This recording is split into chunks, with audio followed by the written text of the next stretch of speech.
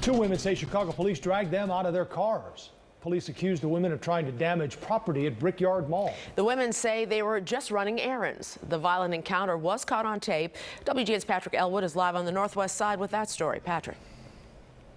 Micah, Joe, good afternoon to you. It was Sunday afternoon and tension in this city was sky high among people, general people, the public, police, and protesters. It had devolved the situation in the big picture into looting in some cases. That said, here at the Brickyard Mall, you're about to hear from one man and the family that he represents. And he believes what happened between the family and police is the kind of stuff that leads to huge distrust for many people in the black community and law enforcement.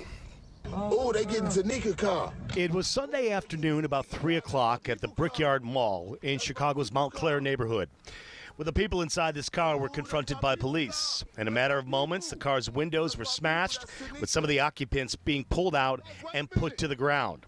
The incident was captured by several people at the mall at the time, including James D. Smith, who is related to the people inside that car. Wait.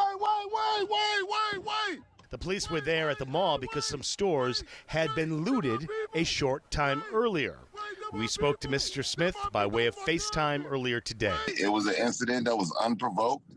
All they were doing were driving. We were actually leaving out the parking lot. He says he was meeting his cousins at the mall to do some shopping, unaware of the looting. And just got to hitting at the windows. Now, I don't know if they did it because it was a car with tinted windows, but it was definitely unprovoked. He also says the whole thing was reminiscent of what took place with George Floyd, including one officer putting a knee to a woman's neck.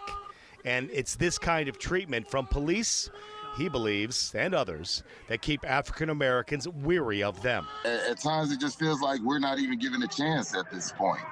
I mean, I can understand, what's going on with them having the effects of the looting going on, which shouldn't be done, to protest peacefully, but everyone isn't the same, and no one needs to be treated wrongly at all. CPD tells WGN a female offender was placed into custody and charged with disorderly conduct after the offender was observed by responding officers assembled with 3 or more persons for the purpose of using force or violence to disturb the police.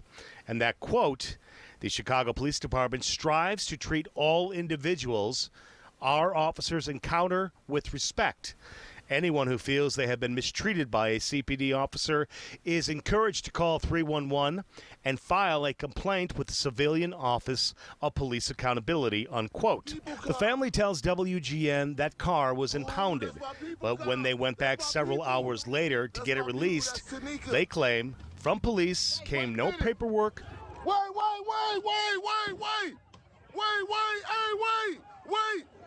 they're my people. Wait, they're my people. They're my people. Those are my cousins. Wait, this Tanika them, y'all. Oh my. So, to be clear, the family says there's no paperwork as it relates to the impounding of the car. One of the women in that vehicle, Mia Wright, has a June 22nd court date.